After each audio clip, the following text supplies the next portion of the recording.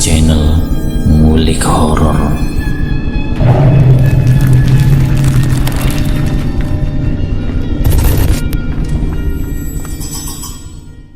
Assalamualaikum warahmatullahi wabarakatuh. Kembali lagi di channel Ngulik Horor.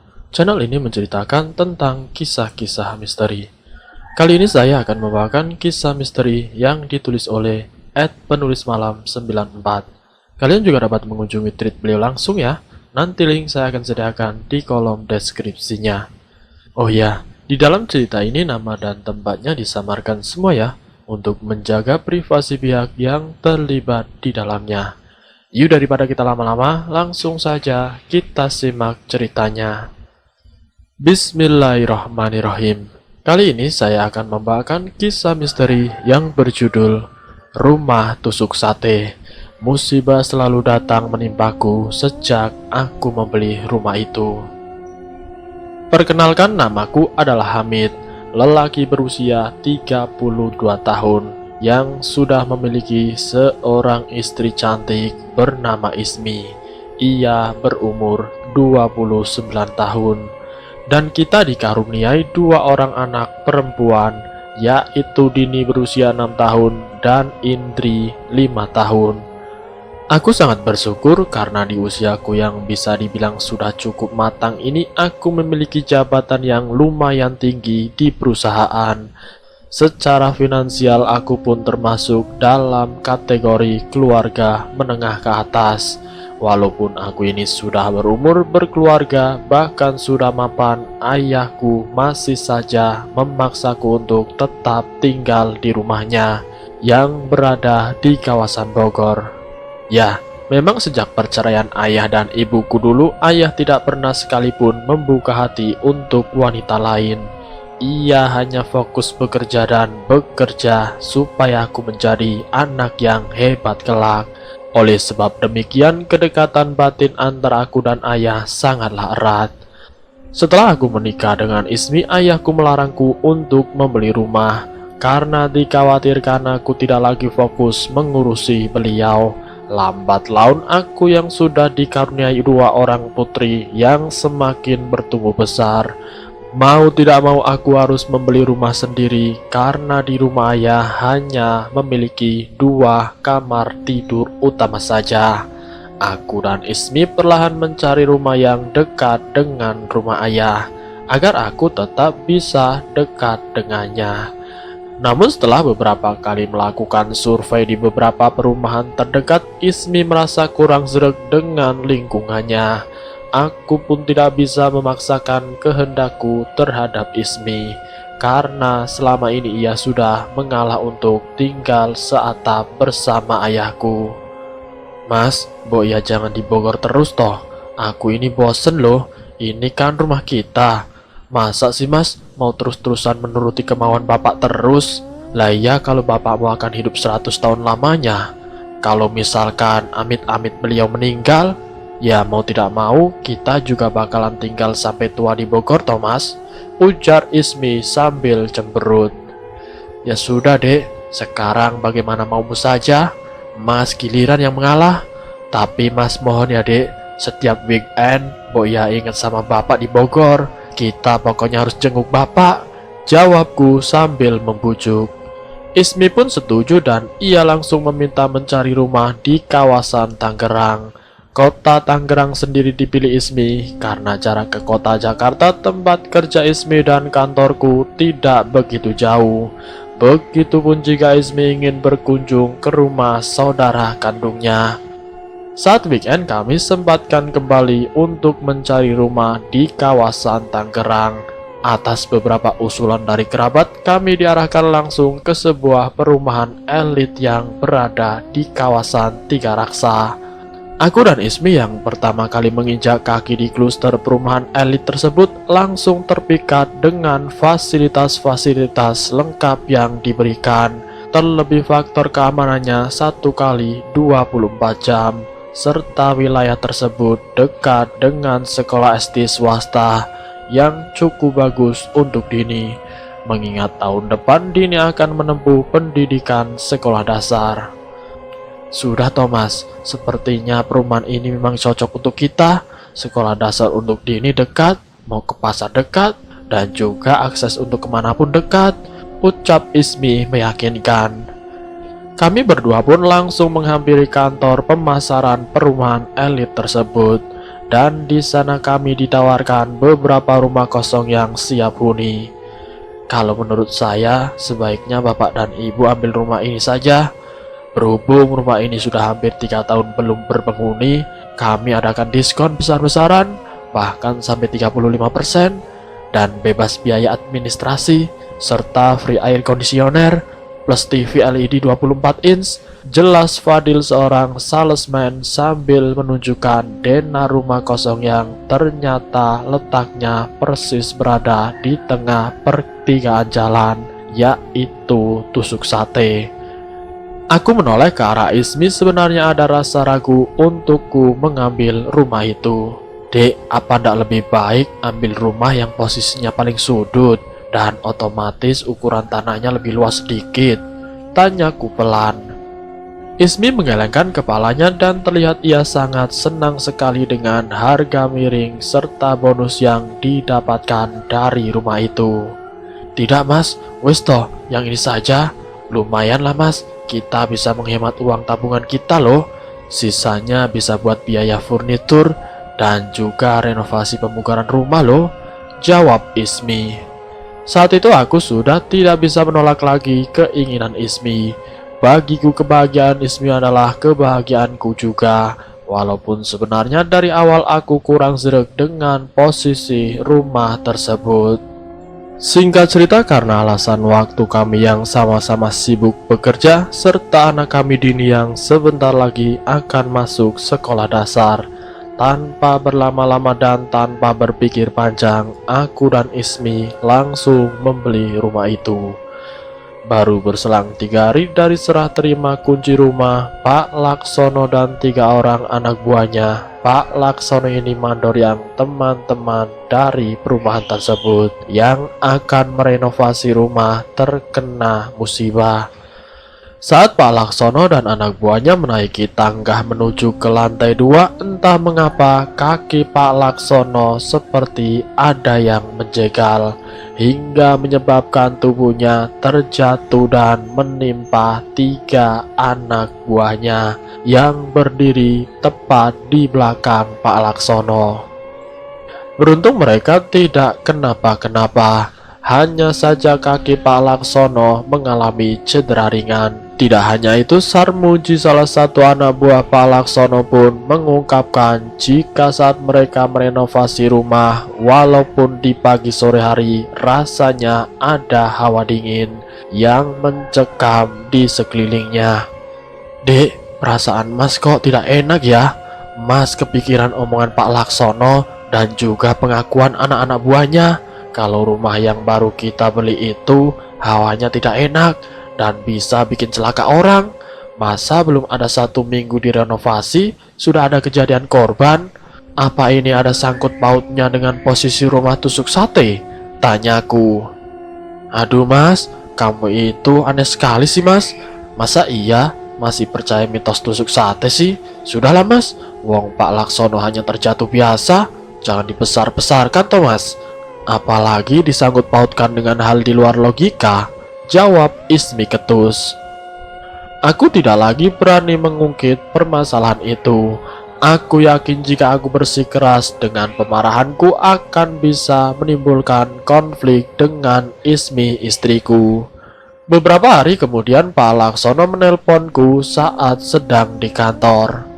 Assalamualaikum Pak Hamid, sampean kemarin habis cek rumah ya? Kok tumben tidak kasih tahu dulu?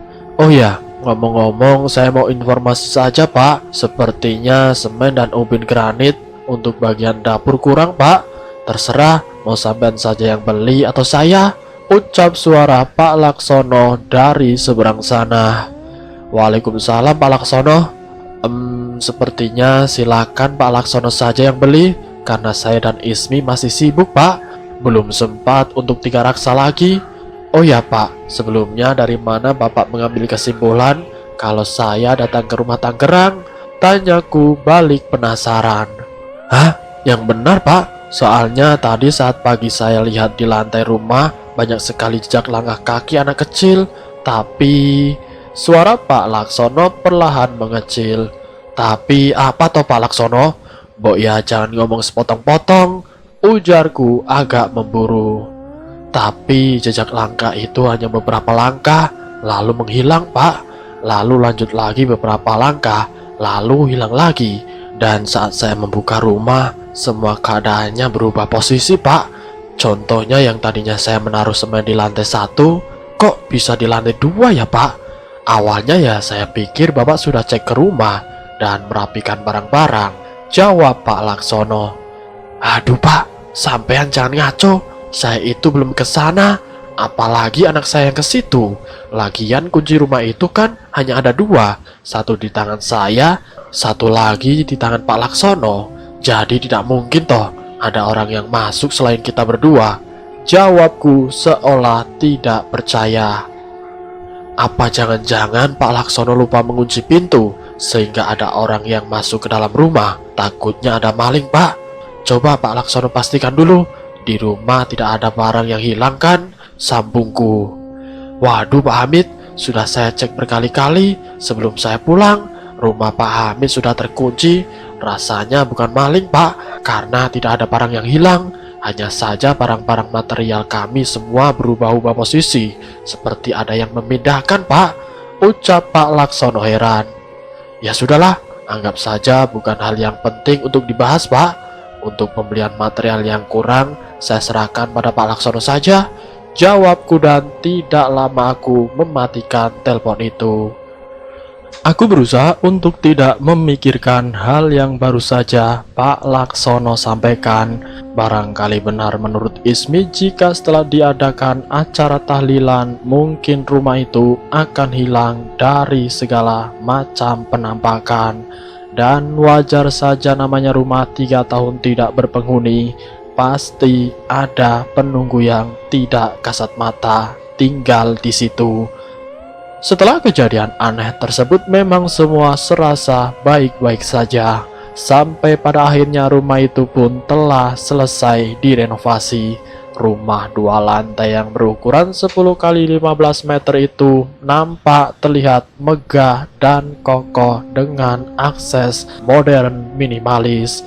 Namun siapa sangka jika rumah yang diidam-idamkan oleh istriku ternyata merupakan sebuah awal petaka baru yang tidak berkesudahan. Malam pertama di rumah baru, 2 anakku Dini dan Indri entah mengapa mengalami panas tinggi dan juga mengalami kejang-kejang. Aku serta Ismi sangat panik sekali. Apalagi kejadian mereka sakit saat lewat tengah malam. Aduh mas, ayo bawa ke rumah sakit terdekat. Aku takut mas, 2 anak kita panas sekali badannya dan mereka kejang-kejang, ucap Ismi panik. Dengan cepat aku menstarter mobil dan langsung menancapkan gas ke rumah sakit, membawa kedua buah hatiku bersama Ismi. Beruntung anakku cepat ditangani oleh dokter dan perawat di sana. Tidak usah khawatir Pak Hamid, kedua anak Bapak hanya mengalami infeksi radang tenggorokan saja hingga mengalami kenaikan suhu tubuh ekstrim yang menyebabkan kejang-kejang. Saat ini kedua anak Bapak sedang beristirahat. Besok kita cek kembali bagaimana kesehatannya. Jika sudah membaik bisa dibawa pulang kok, ucap si dokter. Ia menyarankan agar segera menebus obat dari apotik rumah sakit untuk Dini dan juga Indri, serta menyarankan agar kedua anakku lebih baik beristirahat saja dahulu di rumah sakit. Mas, biar aku saja yang jaga di rumah sakit mas. Mas besok harus kerja. Sebaiknya mas pulang saja dulu ke rumah, biar besok aku izin kepada atasanku untuk libur, ucap Ismi mengalah. Akhirnya aku memutuskan untuk tidak jadi menginap bersama dengan Ismi di rumah sakit. Kulihat jam di handphoneku sudah menunjukkan pukul 2.15 dini hari. Ya sudah dek, mas mau pulang dulu. Sepertinya masih sempat mas tidur 3 jam, supaya di kantor nanti mas tidak ngantuk, ucapku sambil mencium kening istriku dan berpamitan untuk pulang. Sesampainya di rumah, aku langsung berjalan menuju ke kamar dan aku pun merebahkan badanku. Lalu tiba-tiba, "Papa, Papa, ayo temanin Indri main, Pa. Ayo, Pa, temenin Indri." Suara anakku Indri jelas sekali terdengar di telingaku. Seketika aku pun terbangun dan melihatnya.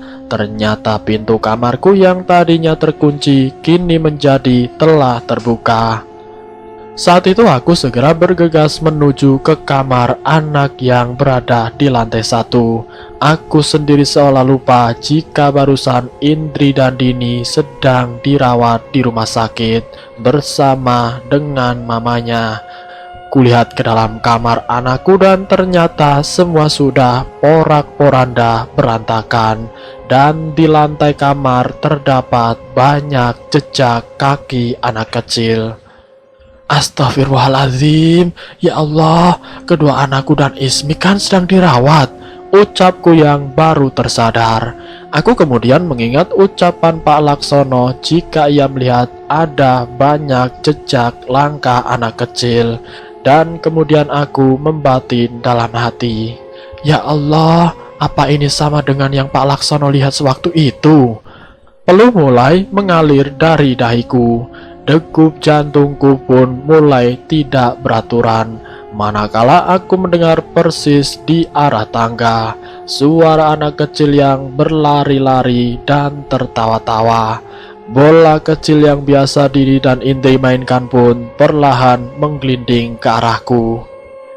"Haha, Papa, ayo main, Pak." Suara Indri ku dengar muncul lagi. Namun kali ini diselingi oleh bayangan tipis siluet anak kecil yang berlari cepat ke arah lantai 2. Aku yang sudah gemetar ketakutan hanya bisa perlahan menyeret langkahku untuk keluar dari kamar anak dan segera mungkin kembali kamarku. Aku mencoba mengunci pintuku dan langsung merebahkan badan di bawah selimut. Lalu tiba-tiba, saat aku menoleh pintu kamarku sudah kembali terbuka. Dirasa ada yang tidak beres, aku kemudian menyalakan seluruh pencahayaan lampu dan menyetel televisi dengan suara yang bising sampai dengan pagi hari. Rasanya lelah sekali tubuh ini karena semalaman tidak tidur. Tapi mau tidak mau aku harus tetap memaksa ke kantor di pagi harinya. Selagi di kantor aku menyempatkan waktu menelpon Ismi istriku untuk menanyakan bagaimana keadaan Dini dan Indri. Syukurlah ku dengar keadaan mereka berdua sudah membaik dan siang nanti mereka sudah boleh diizinkan pulang oleh dokter. "Mas, aku pulang duluan saja ya Mas, naik transportasi online. Anak-anak sudah tidak tahan berada lama-lama di rumah sakit," ujar istrinya. "Loh, apa tidak sebaiknya tunggu aku pulang saja, biar nanti aku jemput, Dek?" tanyaku khawatir. "Tidak apa-apa, Mas fokus saja bekerja." Mas, apa sebaiknya kita cari pembantu atau ART saja ya untuk menjaga Indri dan Dini?" tanya Ismi. "Nanti saja ya Dek, kita bahas di rumah. Sekarang Mas kerja dulu. Sampai jumpa ya Dek. Assalamualaikum," ucapku sambil menutup telepon. Sepulang kerja, sesampainya di rumah, pintu garasi dibuka oleh seseorang yang tidak aku kenali. Ia menatapku dengan tatapan tajam tanpa ada senyum tersungging di bibirnya. "Dek, itu yang barusan buka pintu garasi siapa toh?" tanyaku berbisik kepada Ismi.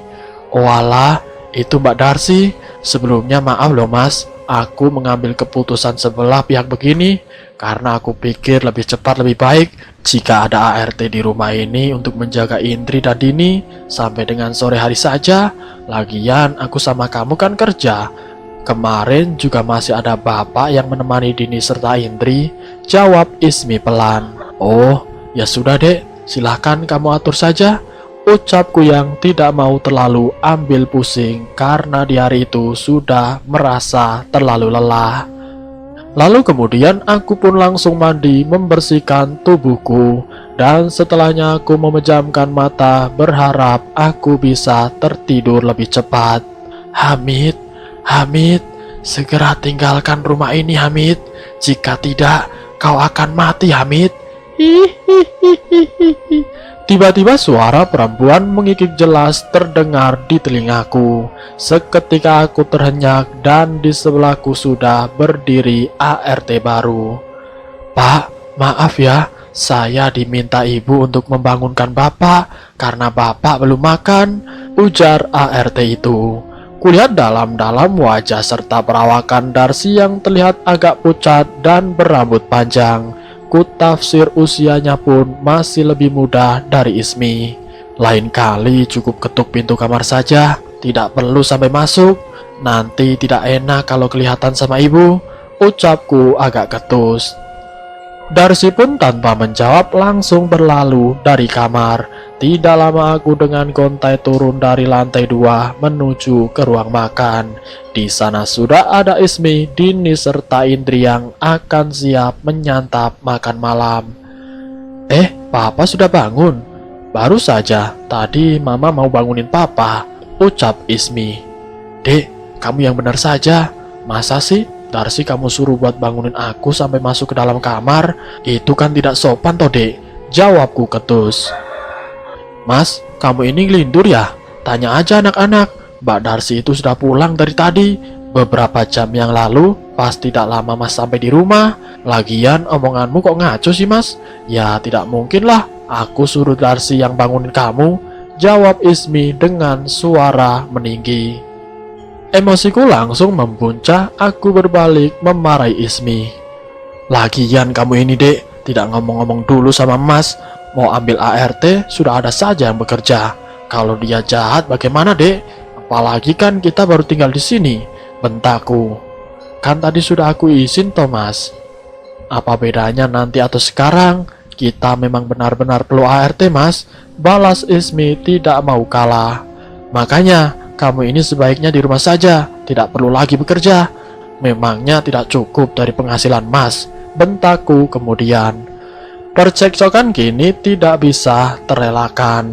Dini dan Indri kulihat mereka hanya berpelukan satu sama lain dan tubuhnya bergetar. Sudah, cukup hentikan ini, saya muak, ucapku kemudian yang langsung masuk ke dalam kamar lagi. Tidak bernafsu untuk makan. Di dalam kamar pikiranku berkecamuk antara kesal dengan tingkah laku Ismi dan juga berusaha mengingat kembali jika tadi yang kulihat adalah benar Darsi si ART baru. Di antara pergejolakan batinku samar-samar ku dengar lagi suara tawa dan langkah kaki anak kecil tepat di sekitar kasur. Aku yang sudah kesal dengan gangguan teror akhirnya melampiaskan semua amarahku dengan cara membanting beberapa barang yang ada di kamar. Mendengar hal gaduh, Ismi langsung berlari ke kamar menghampiriku. Masya Allah mas, ada apa ini? Kenapa semua berantakan? Kamu ini kenapa Thomas? Tanya Ismi. Bak orang yang kesetanan, aku malah kembali membentak-bentak Ismi. Rumah ini banyak setannya Ismi. Aku pun sampai diteror hantu anak kecil di sini. Mungkin kamu tidak akan percaya, tapi ini kenyataan Ismi, ucapku sambil menunjuk-nunjuk. Istighfar mas, kamu ini kenapa? Jadi marah-marah terus? Tanya Ismi sambil terisak tangis. Aku yang masih diliputi emosi malam itu segera mengambil kunci mobil dan berlalu pergi ke rumah ayah yang berada di Bogor. Sepanjang perjalanan aku setibanya di rumah ayah, aku mengambil segelas air dan meneguknya sampai habis. Perasaanku masih saja gusar karena diliputi rasa bersalah kepada istriku Ismi. Ayah yang dari tadi melihat pergerakanku dengan lembut menanyakan ada masalah apa, sehingga malam-malam hari aku pulang ke Bogor tanpa didampingi oleh Ismi serta kedua buah hatiku. Aku menceritakan dari awal keanehan yang aku alami dan juga gangguan mistis karena berada di rumah tusuk sate tersebut. Ayah menganggukkan kepalanya pertanda ia sudah mengetahui apa yang aku rasakan. Setelah aku selesai bercerita, ada rasa lega luar biasa saat aku bisa mengutarakan apa yang mengganjal. Dan ayah pun kemudian menyarankan, "Leh, sebaiknya nanti sebelum acara syukuran rumah baru, kamu telepon juga ibumu. Hargai ibumu, Leh. Sepertinya kamu sudah lama tidak berjumpa dengan beliau dan juga tidak saling berkomunikasi. Ayah tidak bisa berbicara banyak mengenai rumah barumu. Hanya saja, ayah mengingatkan agar kamu tidak lupa sholat 5 waktu. Rajin-rajinlah beribadah, Leh, agar terhindar dari segala macam petaka." Saran ayah menenangkanku. Aku sempat menanyakan apa maksudnya aku harus bertemu dengan ibu. Karena jujur saja terakhir kali aku bertemu ibu saat lahiran anakku Indri. Aku memutuskan untuk tidak berkomunikasi dengan beliau. Karena menurutku ibu adalah orang yang agak aneh. Sejak aku masih kecil, ibu memang sering berkutat dengan hal-hal gaib. Bahkan sedari kecil aku seringkali memergoki ibu melakukan ritual-ritual mistis di luar nalar seperti membakar dupa dan bertapa di dalam kamar sampai berhari-hari. Ibu saat itu menjelaskan jika hal tersebut adalah tradisi ilmu kejawen turun-temurun dari nenek moyang untuk melindungi keluarga. Aku menebak-nebak jika mungkin salah satu alasan perceraian ayah dan ibu adalah hal tersebut. Oleh karena demikian, hubunganku tidak begitu baik dengan ibuku, dan aku memilih untuk tetap tinggal bersama dengan ayah. Ya, tapi saya ini kadang risih kalau bertemu dengan ibu. Pasti beliau berbicara ngelantur lagi. Ayah ingat kan saat lahiran Indri, ibu hanya sibuk sendiri mengurusi ari-ari yang konon katanya harus beginilah, begitulah. Jawabku keberatan dengan saran ayah. Ayah paham, Leh, tapi ini juga ada sangkut pautnya dengan masalah yang saat ini kamu hadapi. Ibumu di kampung dipercaya sebagai dukun yang bisa mengobati dan punya ilmu kebatinan tinggi. Apa tidak sebaiknya kamu panggil saja ibumu, Leh? Sekalian kamu bersilaturahmi dengan beliau. Kamu pun bisa meminta tolong untuk mencarikan solusi untuk masalahmu sekarang. Jawab ayah lembut. Aku menarik nafas dan mencoba melonggarkan egoku. Aku mengingat kembali masa-masa indah saat bersama ibu dahulu.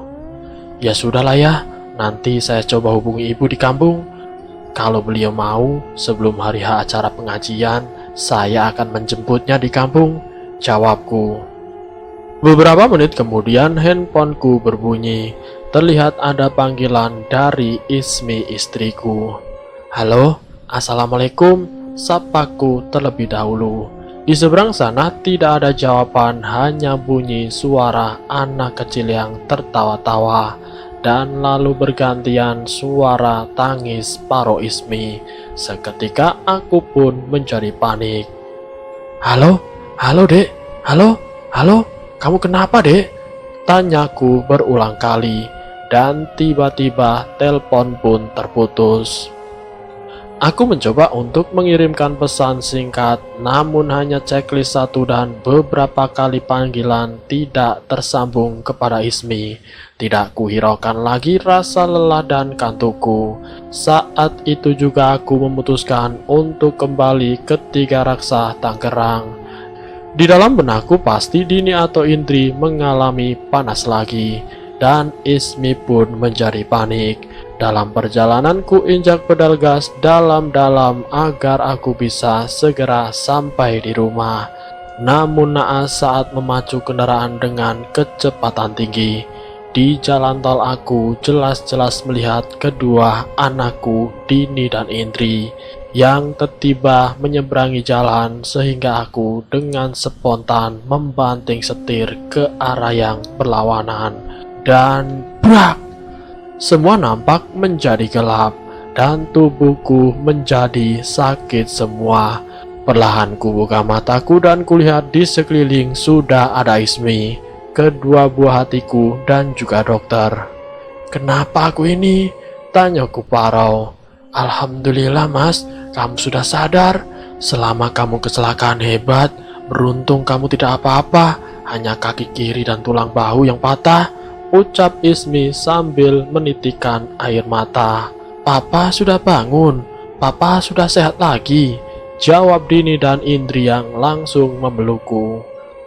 Rasanya hatiku seperti lulu melihat kelegaan di raut wajah mereka. Aku bertekad kuat untuk bisa segera sembuh dari cederaku, agar tidak menambah beban pikiran mereka dengan kondisiku. "Dek, semalam kamu telepon mas, ada apa toh dek? Kok sambil menangis?" tanyaku kemudian yang teringat peristiwa semalam. "Maksudnya apa mas? Saya tidak menelpon mas. Yang ada saya berulang kali menelpon emas untuk menyuruh pulang, tetapi handphone mas mati," jawab Ismi. "Selang beberapa jam saya dapat telepon dari RS kalau mas kecelakaan di jalan tol," jawab Ismi membuatku menghela nafas panjang. Aku membatin rasanya jelas semalam Ismi menelponku sambil terisak tangis. Tapi ya sudahlah, aku pun tidak mau lagi membahas peristiwa itu. Yang terpenting saat ini aku sudah bisa diberikan kesempatan hidup oleh Allah Ta'ala untuk memperbaiki amal ibadahku. Kutepis rasa takutku mengingat kejadian semalam yang nampak di depan mataku saat mengemudikan mobil adalah Dini serta Indri. Sungguh aku benar-benar takut jika akan ada sesuatu yang menimpa mereka. Setelah perawatan 3 hari lamanya di rumah sakit, aku diperbolehkan untuk pulang. Keadaanku perlahan membaik, namun kaki kiriku masih diberi pen dan alat penyangga, sehingga untuk berjalan dan melakukan aktivitas aku masih perlu untuk dibantu oleh Ismi. Setibanya di rumah, semua berjalan seperti biasanya. Aku pun mengizinkan Ismi untuk kembali bekerja keesokan harinya dan tidak usah mengkhawatirkanku. Secara di rumah sudah ada Darsi ART yang menurutku bisa membantuku untuk sekedar mengambilkan makan atau minumku. "Tidak apa-apa dek, silahkan kamu kerja saja. Kamu kemarin sudah izin libur lama karena mengurus Dini, Indri dan juga Mas. Mas bisa kok di rumah sendiri, toh lagian ada Darsi yang bisa membantu sekedar mengambilkan makan atau minum," tuturku kepada Ismi. Ismi pun mengiyakan saranku. Hingga tibalah di suatu siang, aku yang merasa lapar perlahan menyeret langkah kakiku menuju lantai 1, dan aku pun memanggil-manggil Darsi, namun ia tidak juga nampak.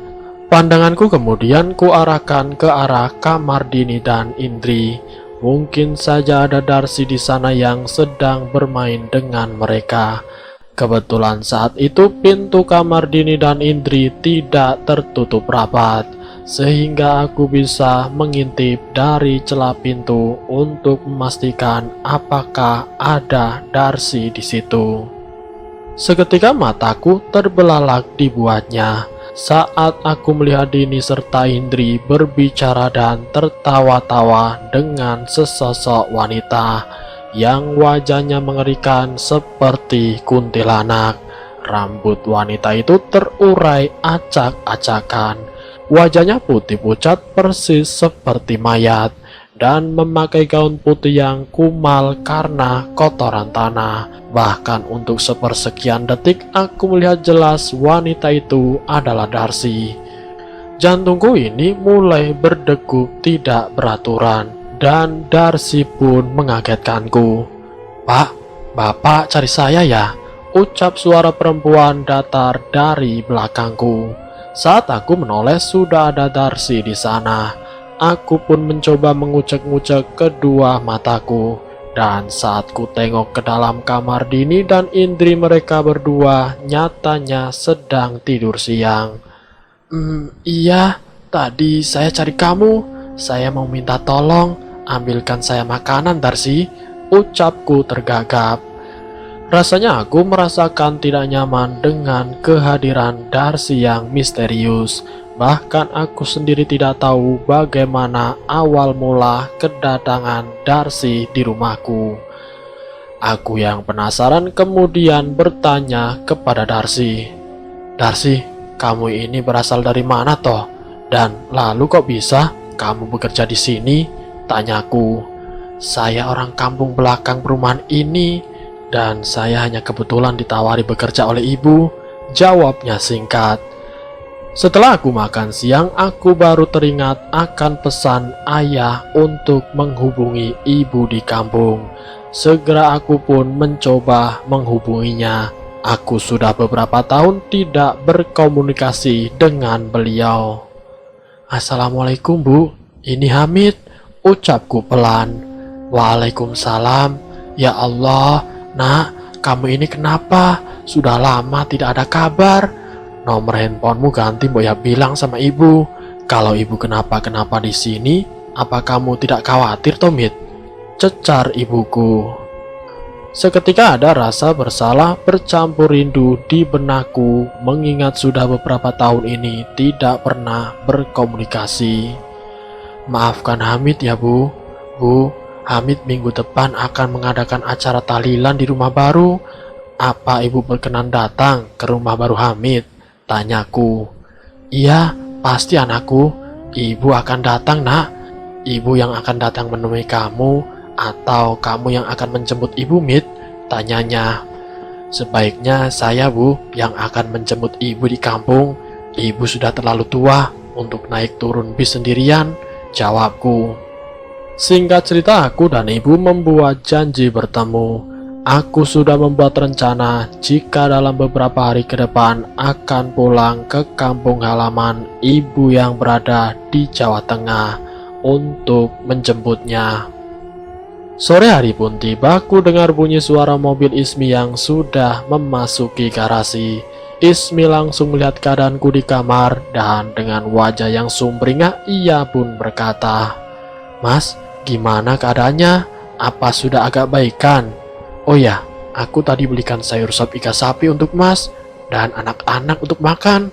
Sebelumnya aku hangatkan dulu ya Mas sopnya," ujar Ismi sambil berlalu ke dapur. Ada rasa lega melihat istriku Ismi sudah pulang dari kantornya. Setidaknya kini Darcy bisa pulang dan aku tidak merasa khawatir lagi dengan adanya Darcy di rumah. Setelah beberapa lama ku tunggu, Ismi tidak jua terlihat kembali lagi ke kamar. Dan malahan samar-samar kini aku mencium ada bau sangit terbakar. Perlahan bau sangit terbakar itu mulai menyeruak ke dalam kamar, beserta kepulan asap tipis dari celah pintu. Aku dengan sekuat tenaga mencoba bangkit dari tempat tidurku dan menyeret kakiku yang patah untuk melihat ke lantai 1. Saat kubuka pintu kamar, di dalam rumah kini sudah dipenuhi kepulan asap.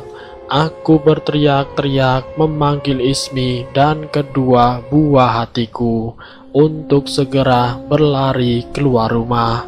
"Astagfirullah, maaf Mas, Ismi lupa mematikan kompor. Ya Allah ya Rob," jawab Ismi yang keluar dari kamar Dini dan Indri dan langsung dengan cepat berlari ke arah dapur. Aku dengan pelan-pelan mengikuti langkah Ismi menuju dapur, dan di sana kulihat si jago merah sudah membakar bagian dapur serta bagian belakang rumah. Beruntung karena letak rumahku ini berada tidak jauh dari pos security, aku bisa berteriak meminta pertolongan kepada mereka untuk memadamkan kobaran api. Tidak hanya rugi secara material saja, namun Ismi istriku tangan kanannya mengalami luka bakar cukup parah sehingga harus dilarikan ke rumah sakit. Aku pun menghela nafas panjang. Sial sekali rasanya, belum ada 1 bulan menempati rumah itu, aku sudah menemukan berbagai macam musibah. Belum sembuh cedera bahu dan kaki setelah kecelakaan, kini giliran Ismi dan rumah belakang yang habis dilalap si jago merah. Gumamku dalam hati. Sepulangnya dari rumah sakit, aku melihat keadaan dalam rumah yang porak-poranda. Memang salahku saat aku bergegas ke rumah sakit, aku lupa mengunci pintu karena sudah keburu panik membawa istriku yang terkena luka bakar serius. Segera aku lihat ke kamar atas dan ternyata lemariku sudah dibongkar paksa. Ah, bangsat, bajingan, masih saja ada orang yang tidak berperi kemanusiaan. Dalam musibah seperti ini, masih ada saja maling. Umpatku berkali-kali kesal. Aku langsung memanggil kepala security dan melihat CCTV di beberapa titik bagian vital. Beruntung rekaman itu merekam 2 orang pemuda yang merangsek masuk dan keluar secara tergesa-gesa. Ini pasti pelakunya. Bajingan, sialan. Bagaimana sih kalian ini security? Masa tidak bisa mengamankan satu rumah saja? Apalagi rumah saya ini kan di dekat pos.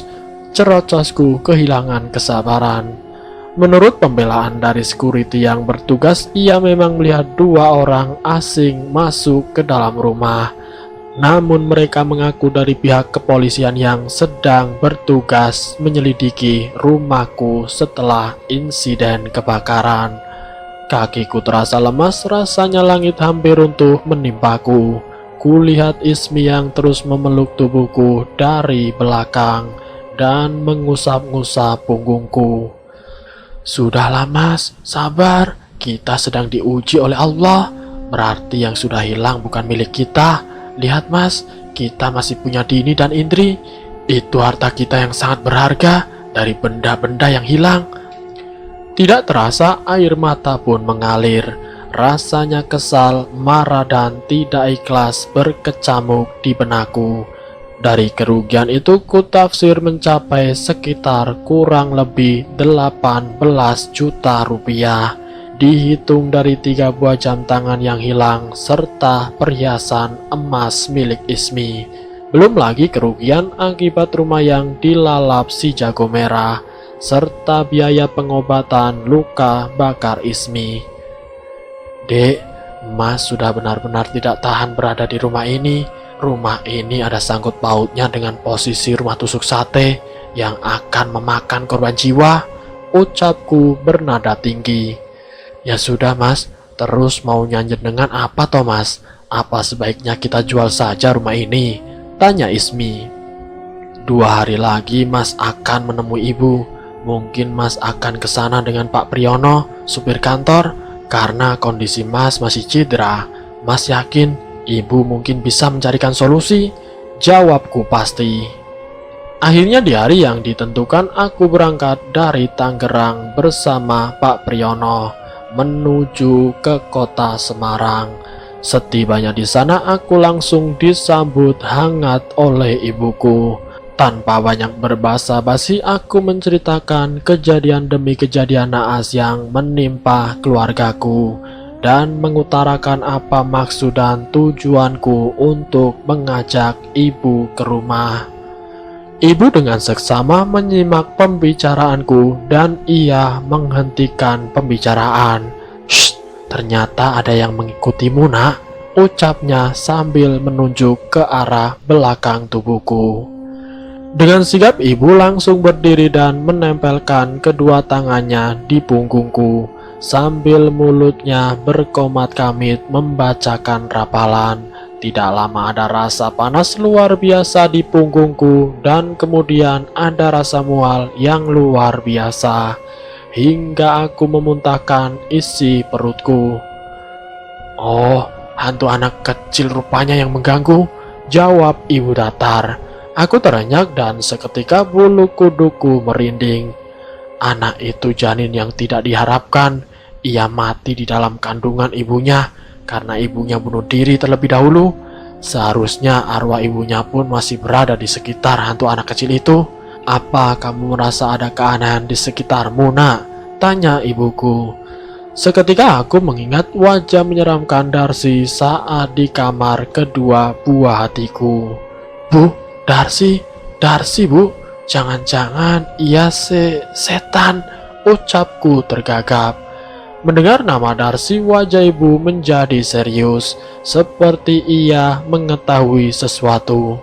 Nak, ayo, lekaslah bawa ibu ke rumahmu, sebelum semuanya terlambat, jawab ibu tergesa-gesa, lalu segera memasukkan pakaiannya ke dalam tas lusuh, dan membawa sebuah minyak yang ia simpan di dalam laci.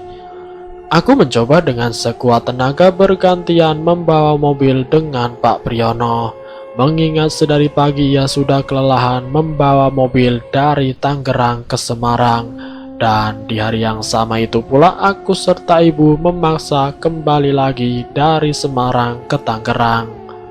Nah, dengar ibu baik-baik, rumah tusuk sate itu dianggap lokasi pembawa sial dan juga seperti magnet bagi makhluk halus. Apalagi rumah itu sudah tidak berpenghuni selama 3 tahun. Itu bahaya sekali, nak. Kamu ini terlalu tergiur dengan harga murah, tetapi nyawa keluargamu jadi taruhannya, ucap ibu yang membuatku panik. Lantas bagaimana bu, jika sudah terlanjur membeli rumah itu? Uang tabungan Hamid hampir habis bu, untuk membeli rumah tersebut.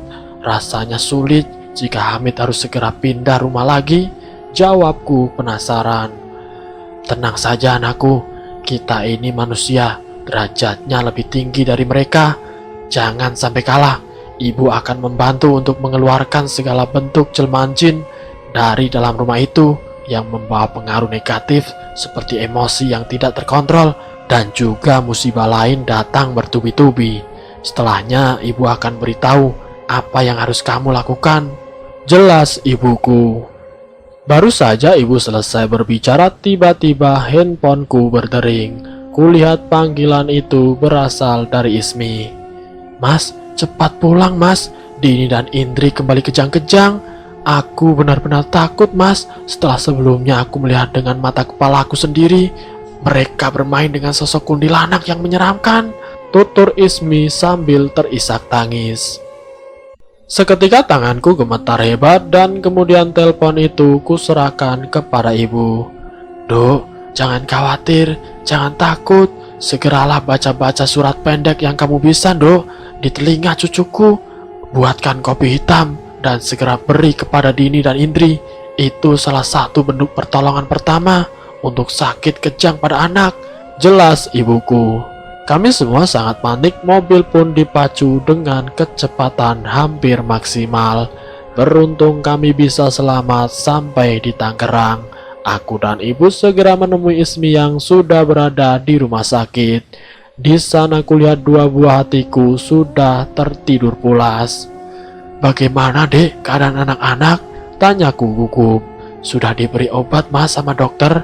Untuk kasus ini, menurut dokter, anak kita mengalami shock berat dan ketakutan sampai membuat kejang-kejang.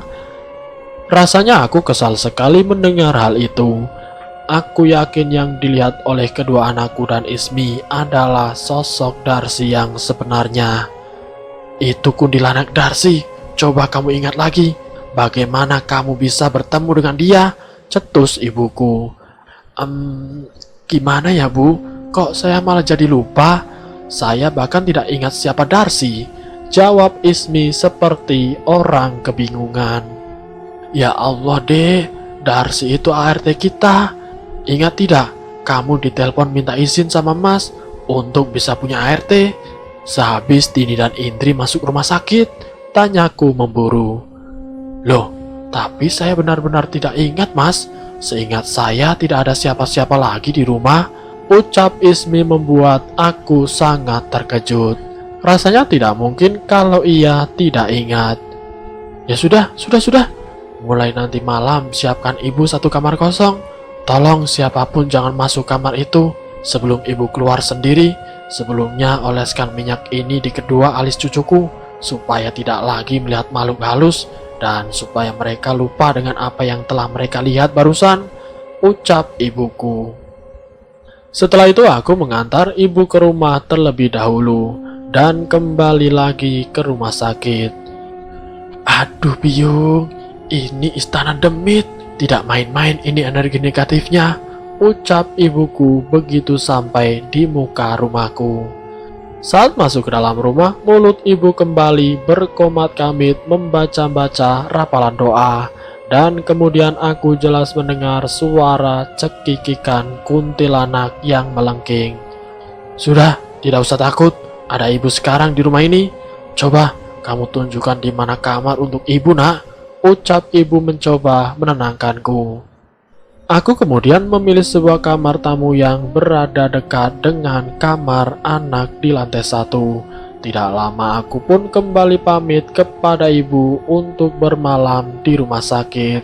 Aku berinisiatif untuk merahasiakan apa yang ada di rumah itu kepada Ismi. Aku khawatir kalau nanti Ismi akan semakin kepikiran yang tidak.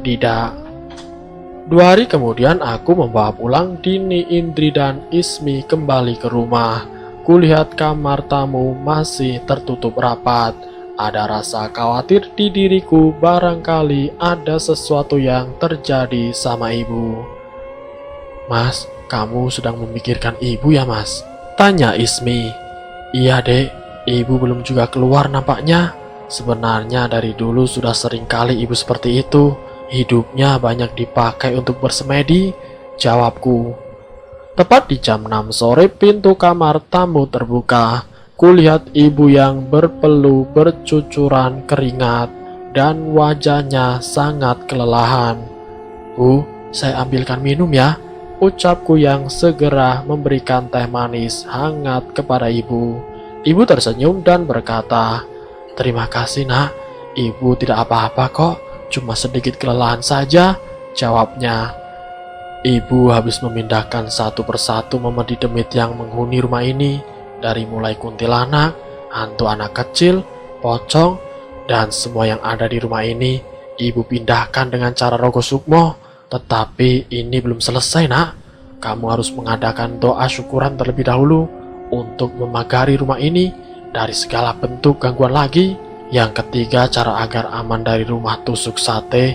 Mau tidak mau, kamu harus mengubah posisi pintu rumah dan pintu gerbangnya supaya tidak menghadap langsung ke jalan utama. Semisalnya rumahmu menghadap ke arah utara, buat pintu gerbang dan pintu rumah menghadap ke barat atau timur. Yang keempat, dalam pekarangan usahakan ditumbuhi tanaman hijau agar memberikan energi positif. Yang terakhir, itu semua akan sia-sia jika kalian yang menunggui rumah itu tidak pernah beribadah, sholat, mengaji, dan lain-lain. Hawa rumah pun lama-kelamaan akan menjadi terasa dingin karena tidak pernah dibuat beribadah. Jelas ibuku panjang lebar. Untuk kali ini aku menuruti semua yang disarankan oleh ibuku. Segera aku merenovasi ulang pintu gerbang dan juga pintu depan rumah agar tidak menghadap langsung ke jalan utama. Menanam banyak tanaman hijau di pekarangan serta mengadakan acara doa syukuran rumah baru karena sebelumnya selalu tertunda akibat dari berbagai macam petaka yang datang. Setelah semua itu dilakukan, alhamdulillah tidak ada lagi gangguan aneh yang kualami. Di sisi lain, karena akibat membeli rumah tusuk sate, hubungan antara aku dan ibu menjadi sangat membaik. Aku tahu aku ini salah karena selama ini melupakan sesosok seorang ibu. Padahal melalui perantara ibu, aku berhasil selamat dari petaka rumah tersebut. Dan selesai. Itulah kisah misteri yang berjudul Rumah Tusuk Sate. Semoga kisah ini menjadi pembelajaran untuk kita semua. Dimanapun kita berada, kita tetap harus selalu berwaspada. Semoga kita selalu dalam lindungan Allah SWT. Ambil sisi positifnya dan buang jauh-jauh sisi negatifnya. Terima kasih sudah mampir di channel kami. Jika kalian tertarik dengan video kami, silakan tekan tombol like, share, dan komen. Tekan subscribe untuk mengikuti video kami selanjutnya. Wassalamualaikum warahmatullahi wabarakatuh.